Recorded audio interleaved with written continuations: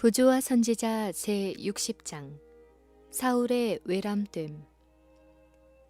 길갈의 집회 후에 사울은 암몬 사람들을 정복하기 위하여 소집한 군사들 중에서 믹막스에 주둔한 자기 휘하의 군사 2,000명과 기브아에 주둔한 그의 아들 요나단을 따르는 군사 1,000명을 남겨두고 모두 해산시켰다. 여기서 그는 치명적인 과오를 범했다.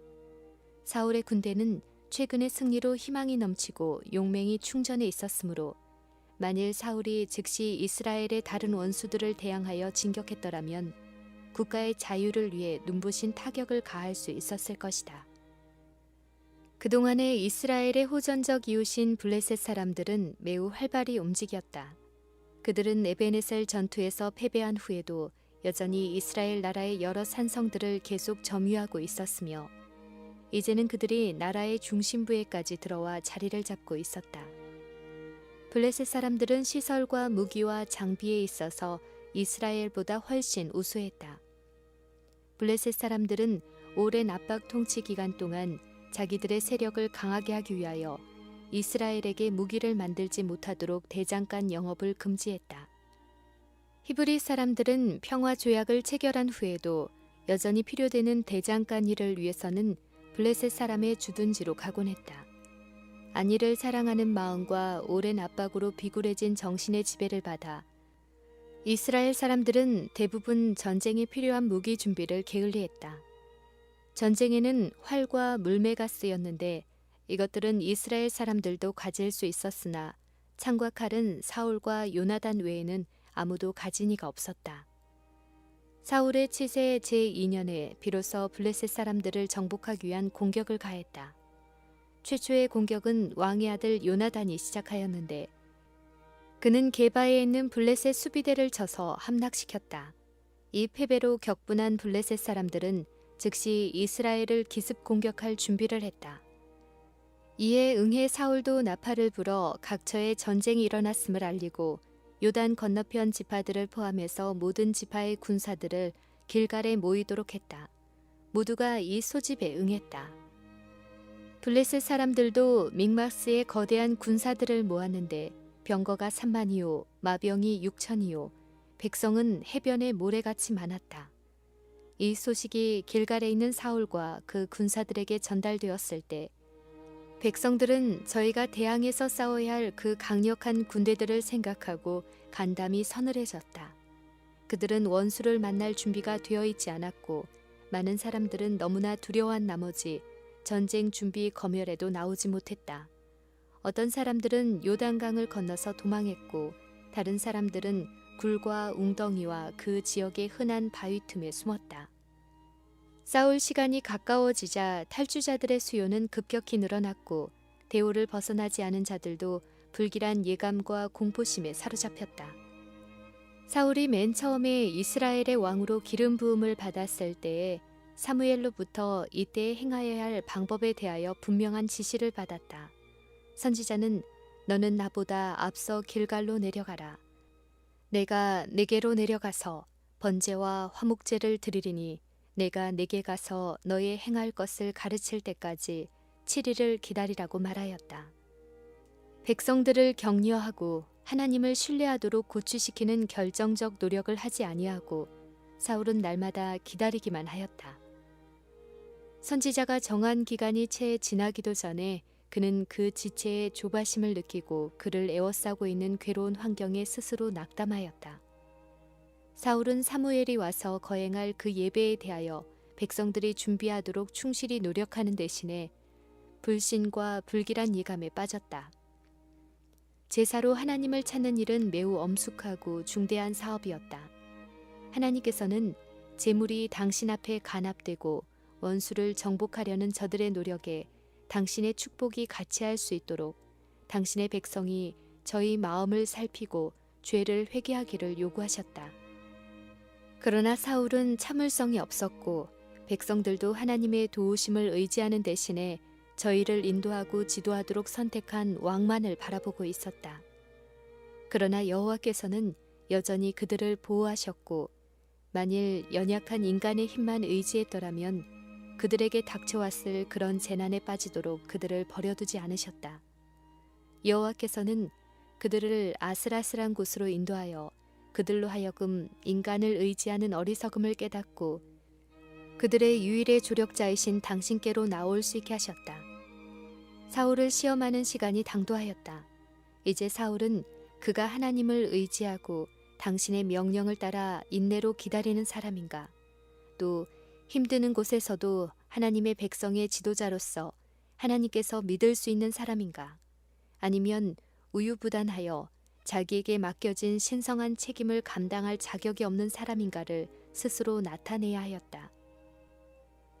이스라엘이 선택한 왕이 만왕의 통치자에게 귀를 기울일 것인가, 또 그가 겁이 많은 그의 군사들로 하여금 영원한 힘과 구원의 근원이신 하나님께 주목하도록 할 것인가. 사울은 조바심을 가지고 사무엘이 도착하기를 기다리면서 그의 군사의 혼란과 낙담과 이탈을 선지자가 빨리 오지 않는 탓으로 돌렸다. 정한 시간이 되었으나 하나님의 사람은 즉시 나타나지 않았다. 하나님의 섭리는 당신의 종을 지체하게 하였다. 그러나 사울에 침착하지 못하고 충동적인 정신은 더 이상 억제될 수 없었다. 백성들의 공포심을 진정시키기 위하여 무엇인가 해야 된다고 느낀 사울은 종교 집회를 열어 제사로서 하나님의 도우심을 간구하기로 작정했다. 하나님께서는 그 직무를 위하여 성별된 자만이 당신 앞에 제사를 드리도록 명하셨다. 그러나 사울은 번제물을 이리로 가져오라 하고 갑옷을 입고 무기를 가진 채 제단에 나아가 하나님 앞에 제물을 드렸다. 번제 드리기를 필하자 사무엘이 온지라 사울이 나가 맞으며 문안하였다. 사무엘은 곧 사울이 그에게 주어진 명백한 명령을 어긴 것을 알았다. 여호와께서는 그의 선지자를 통하여 이스라엘이 이런 위기를 당했을 때 무엇을 해야 할지를 나타내시겠다고 말씀하셨었다. 만일 사울이 하나님의 도우심을 받을 수 있는 조건들을 성취했었더라면 여호와께서는 왕에게 충성하는 적은 군사들을 가지고도 이스라엘을 위하여 경이로운 구원을 이룩하셨을 것이다. 그러나 사울은 자기 자신이 한 일에 대해 매우 만족하게 여겼으므로 책망을 받기보다는 오히려 칭찬을 받아야 할 사람처럼 선지자를 만나러 나아갔다. 사무엘의 얼굴은 근심과 번민으로 가득 찼다. 왕이 행한 것이 무엇이뇨? 라는 사무엘의 질문에 사울은 자신의 외람된 행위에 대하여 변명하여 다음과 같이 말하였다. 백성은 나에게서 흩어지고 당신은 정한 날 안에 오지 아니하고 블레셋 사람은 믹마스에 모였음을 내가 보았으므로 이에 내가 이르기를 블레셋 사람은 나를 치러 길갈로 내려오겠거늘 내가 여호와께 은혜를 간구치 못하였다 하고 부득이하여 번제를 드렸나이다. 사무엘이 사울에게 이르되 왕이 망령되이 행하였도다. 왕이 왕의 하나님 여호와께서 왕에게 명하신 명령을 지키지 아니하였도다. 그리하였더면 여호와께서 이스라엘 위에 왕의 나라를 영원히 세우셨을 것이오늘 지금은 왕의 나라가 길지 못할 것이라. 여호와께서 그 마음에 맞는 사람을 구하여 그 백성의 지도자로 삼으셨느니라 하고 사무엘이 일어나 길갈에서 떠나 베냐민 기브아로 올라가니라. 이스라엘이 하나님의 백성이 되기를 단념하든지 군주 정치의 기초가 되는 원칙들을 유지하고 온 민족이 하나님의 능력의 지배를 받든지 해야 하였다. 만일 이스라엘이 완전히 여호와의 소유가 되었다면, 만일 인간의 세속적 의지가 하나님의 뜻에 복종했다면 하나님께서는 계속 이스라엘의 통치자가 되셨을 것이다. 왕과 백성들이 하나님께 복종하는 한 하나님께서는 그들의 방벽이 되실 수 있었다. 그러나 범사의 하나님의 최상권을 인정하지 않고는 이스라엘 나라에서 군주 정치가 번성할 수 없었다. 만일 사울이 이 시련의 때에 하나님의 요구를 존중하였더라면 하나님께서는 사울을 통하여 당신의 뜻을 이룰 수 있으셨을 것이다.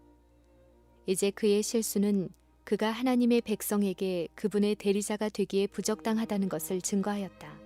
그는 이스라엘을 그릇된 길로 인도할 것이다. 하나님의 뜻보다는 오히려 자기의 의지가 지배적인 능력이 될 것이다. 만일 사울이 충실했더라면 그의 나라가 영원히 섰을 것이다. 그러나 그가 실패한 이상 하나님의 목적하신 바는 다른 사람을 통하여 성취되어야 하였다. 이스라엘의 정치는 하늘의 뜻을 따라 백성을 다스릴 자에게 위임되어야 하였다. 우리는 하나님께서 주시는 시련이 어떤 큰 이익과 연계가 되어 있는지 알지 못한다. 하나님의 말씀을 온전히 순종하는 길 외에는 안전이 없다.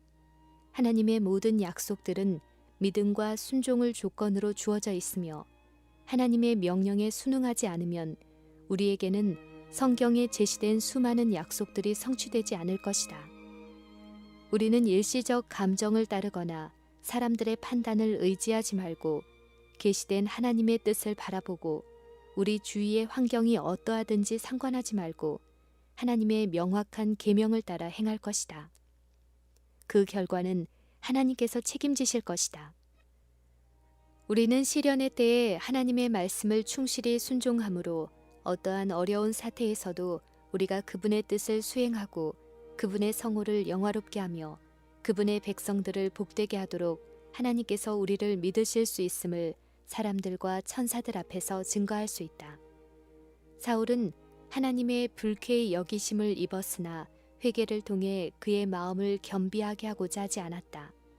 사울은 참된 경건의 부족을 종교적 형식에 대한 열심으로 메우고자 하였다.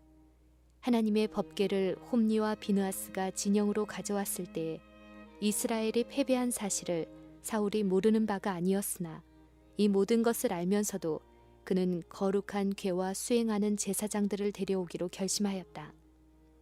이러한 방법으로 백성들에게 신뢰심을 고취시켜서 흩어진 군대를 다시 모아 블레셋 사람들과 전쟁을 하고자 했다. 그리하여 사울은 사무엘이 와서 그를 후원해 줄 때까지 기다리지 아니하고 자기가 모든 것을 실행하였다. 그렇게 함으로써 그는 선지자의 반갑지 않은 비난과 책망을 듣지 않으려 하였다.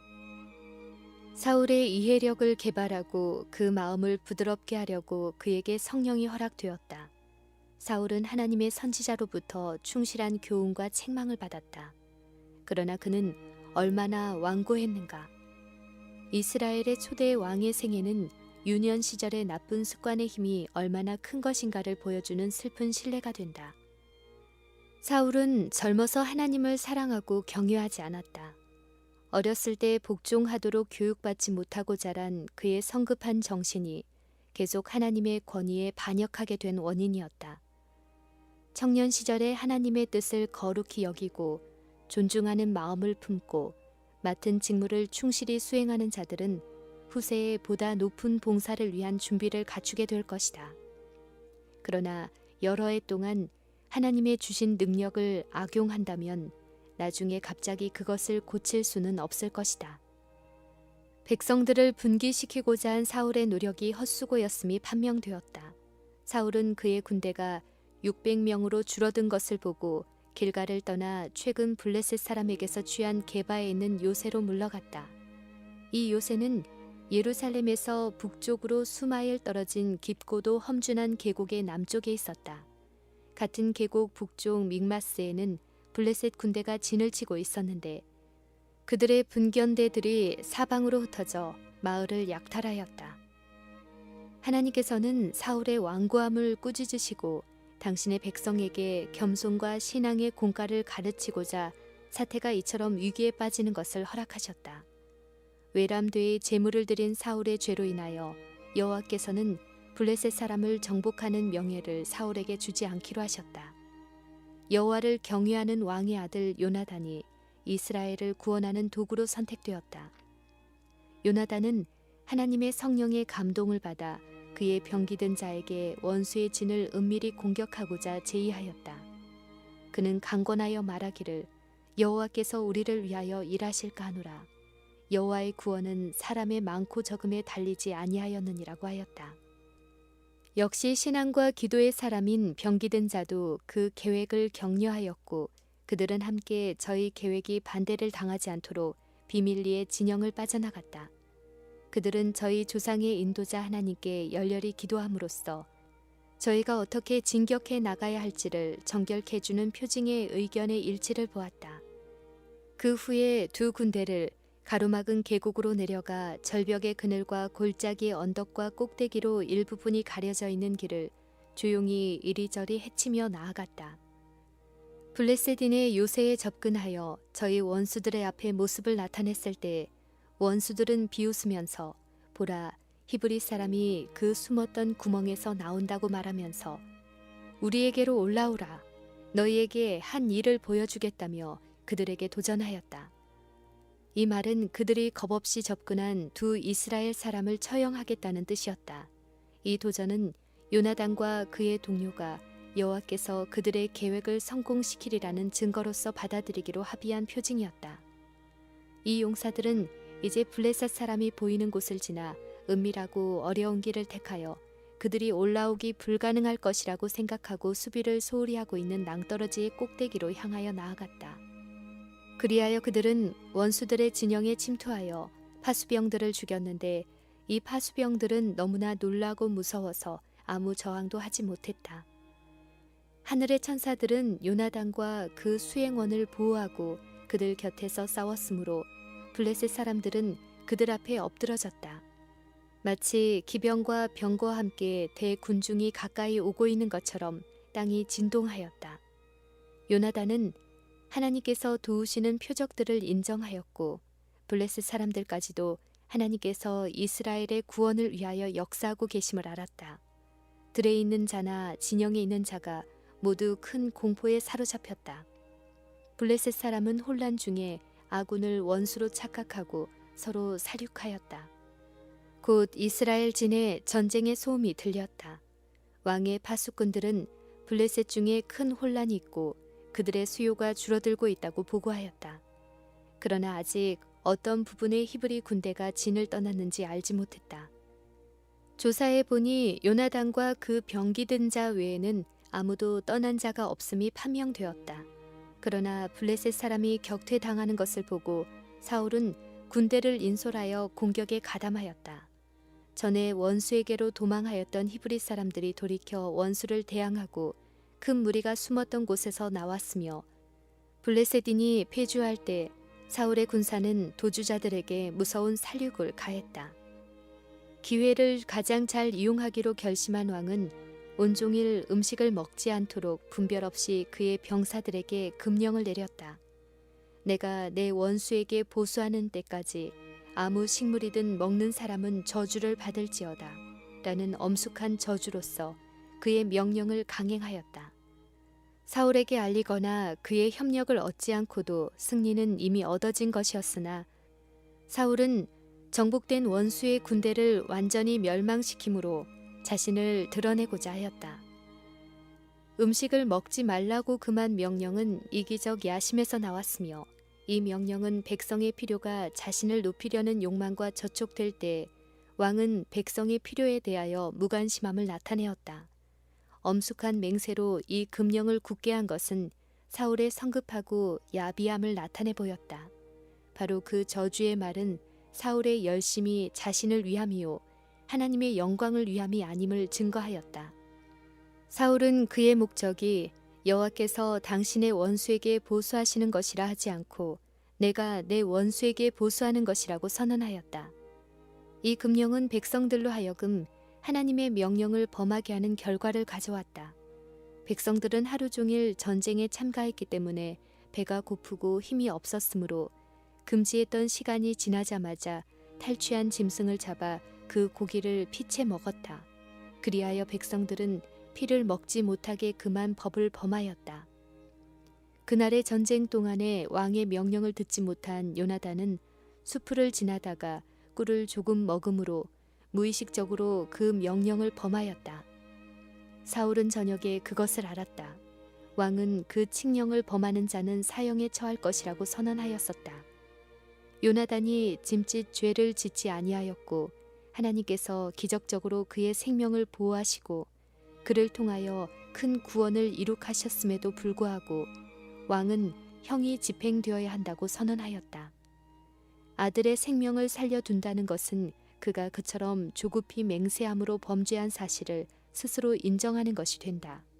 이것은 그의 자존심이 상하게 하는 것이었으므로 요나단아, 네가 반드시 죽으리라. 그렇지 않으면 하나님이 내게 벌을 내리시고 또 내리시기를 원하노라는 무서운 선고를 내렸다. 사울은 승리의 명예를 자기에게 돌릴 수 없었다.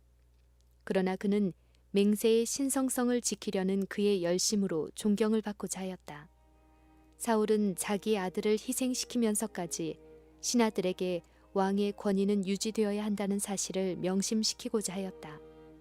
얼마 전에 사울은 길갈에서 하나님의 명령을 어기고 제사장처럼 제물을 드리는 일을 감행하였다.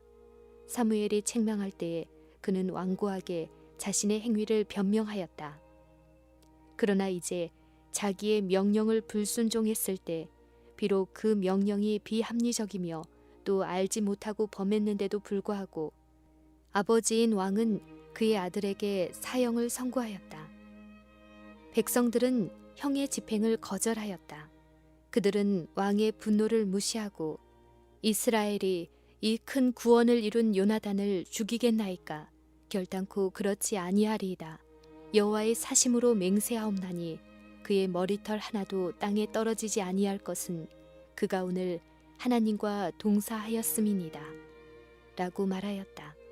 거만한 군주도 감히 이 같은 백성들의 판단을 무시할 수 없었으므로 요나단은 생명을 건졌다. 사울은 그의 아들이 자기보다 백성들과 여호와께 더 호감을 사고 있다고 느꼈다. 요나단의 구원은 왕의 조급함에 대한 신랄한 책망이었다. 사울은 그의 저주가 자신의 머리로 돌아오리라는 예감을 느꼈다. 그는 블레셋 사람과의 전쟁을 중단하고 침울하고 불만스러운 마음으로 집으로 돌아갔다. 자신의 죄된 행위를 변명하거나 핑계하기를 몹시 좋아하는 자들은 흔히 다른 사람을 판단하고 정죄하는데 가장 신랄한 자들이다. 사울처럼 하나님의 불쾌히 여기심을 자초해 놓고도 권고를 거절하고 책망을 경멸하는 자들이 많다. 그들은 여호와께서 저희와 함께 계시지 않음을 확실히 알면서도 고통의 원인을 자신들에게서 찾기를 거절한다. 그들은 교만하고 자랑하는 정신을 품는 한편 저희보다 나은 자들을 잔인하게 판단하고 맹렬하게 비판한다. 비판하는 성정을 가진 자들은 다음과 같은 그리스도의 말씀을 깊이 생각하는 것이 좋을 것이다. 너희의 비판하는 그 비판으로 너희가 비판을 받을 것이요 너희의 헤아리는 그 헤아림으로 너희가 헤아림을 받을 것이니라. 흔히 자신을 높이려고 애쓰는 자들은 그들의 숨은 성격이 나타나는 그런 처지에 서게 된다. 사울의 경우에도 그러했다. 사울은 자기의 행위로서 그에게는 왕의 명예와 권위가 공의와 은혜와 자비보다 더 귀중하다는 것을 백성들에게 분명하게 인식시켰다. 그리하여 백성들은 하나님께서 그들에게 주신 정치를 거역한 과오가 어떤 것인가를 보게 되었다. 그들은 기도로서 그들에게 축복을 가져다 주었던 경건한 선지자를 그들에게 저주가 내리도록 도모한 왕과 바꾸었다. 만일 이스라엘 사람들이 요나단의 생명을 구원하기 위하여 중재하지 않았더라면 그들의 구원자 요나단은 왕의 명령으로 죽임을 당했을 것이다. 백성들은 그 후 얼마나 불안한 마음을 가지고 사울의 지도를 따랐겠는가. 저희 자신들의 행위로 사울을 보좌에 앉힌 것을 생각하고 얼마나 비통함을 느꼈겠는가. 여호와께서는 사람들의 불순종을 오래 참으시고 모든 사람에게 저희 죄를 알고 회개할 기회를 허락하신다. 여호와께서 당신의 뜻을 무시하고 그의 경고를 멸시하는 자들을 번영하도록 놔두시는 것처럼 보이나 당신께서 정하신 시간이 되면 분명히 그들의 어리석음을 나타내실 것이다.